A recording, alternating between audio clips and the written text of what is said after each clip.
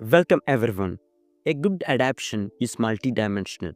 It requires a convergence of factors that cause audience to nod in satisfaction. In Crows is based on the Alex Cross novels by James Patterson. The leading man, source material, and setting from a conspiracy, one that draws us into the shadowy spaces of both serial killers and the human psyche. All 8 episodes of the first season are now available. I had high hopes once I saw Amazon renew the series way ahead of its premiere. It meant that high was good, and the execs were impressed with the series. Amazon hasn't disappointed. The show is powerful and takes us off plenty of twists and turns. Even knowing who Alexander Cobbs are after for the main case of the season doesn't affect the intensity of the story. Most shows would start off with a killer getting the second or third to last victim. This would allow for bodies to turn up for the police to handle. That wasn't the case with Cruz. Ramsey took his last victim in the first episode after the second to last victim turning up dead. The cops didn't even know there were as many victims out there as there were. Having the police on the back foot the whole time worked. I feared for Shannon's life all the way through to the end. I thought Ramsey was going to have to kill her soon if the show wanted to keep us on the edge of our seats. How could it get dragged out? Especially once Alex and rest of the corps had figured out who was behind it all. It didn't drag though. We got to see the mind of a serial killer at work. We saw what money and power bring, and we saw just how easy it was to manipulate people. That scene at the party, as everyone sees the video of Alex beating upon a suspect, was intense and raw. And it made it clear that it didn't matter what other people knew or saw. Once you paint someone as a bad guy, they are not listened to anymore. We also got a man who was grieving. This happens a lot in shows. There is a huge issue with the killing the wife. It's a trope that does need to come to an end. But in Crows, it worked and it was needed. Alex wasn't just a man grieving. He knew what was wrong with him psychologically. He knew that he needed help, but he couldn't get the right help. He just wasn't ready for that.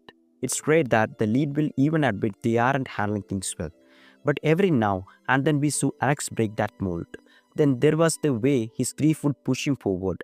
He was determined to find Shannon, and some of that clearly came from him not wanting her family to go through the grief he felt.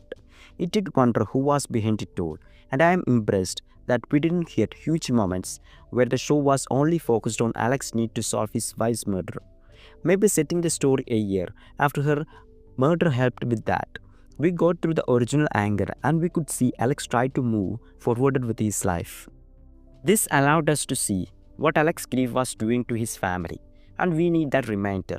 These children lost their mother, and Alex couldn't quite be there for them. They had to walk on eggshells at the moment. There has to be a balance in grief, but Alex is unapologetically grieving. He needed to work through that, but only answers would offer him the closure he needed. I didn't see the twist coming at the end. I was sure that it was going to be Illy behind it all. However, when it was all explained, it did finally make sense why the show would cast Karen Robinson in such a small part up to the finale. I should have seen the twist coming. Robinson is spectacular on the screen, whichever side of the law she is on. She commanded the screen in her tab in the finale. Brava to the writing and everyone else playing opposite her. I believed every single word she said, and I genuinely feared that something was going to happen to someone close to Alex. Isia Mustafa was everything we needed in John Sampson. He tried to be there for Alex, but eventually he had to step away for his own sake. I'm not convinced with how John just jumped into the bed with Kayla though. I think we needed more time between those two to be fully convinced there was even something there. I'm looking forward to seeing how Alex and Joel's friendship can recover after some of the words said, though, and real friendship could recover from that, so I have hope. Yes, for Kyla, there is something about her that I don't trust. I have adored Alona Tal since her supernatural days, and I love seeing her gain bigger and bigger parts. Now I know Gail Craig in the novels, so I'm curious at whether Kayla is related or a gender sap of that character. The gender sap would explain why I'm getting some trust issues from the character. Thal played the role well, though. She's cocky and smart, but she also knows how to build up favors.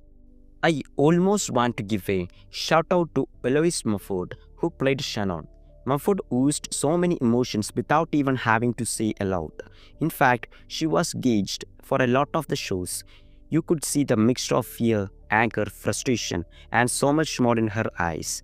Sharon was not going down without a fight, and Mahfoud gave us that portrayal in every single scene.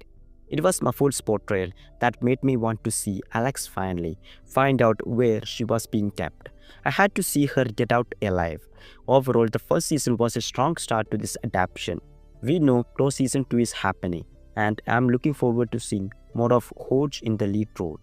I do hope we see him focused more on his family and on finding happiness, as well as being a better cop.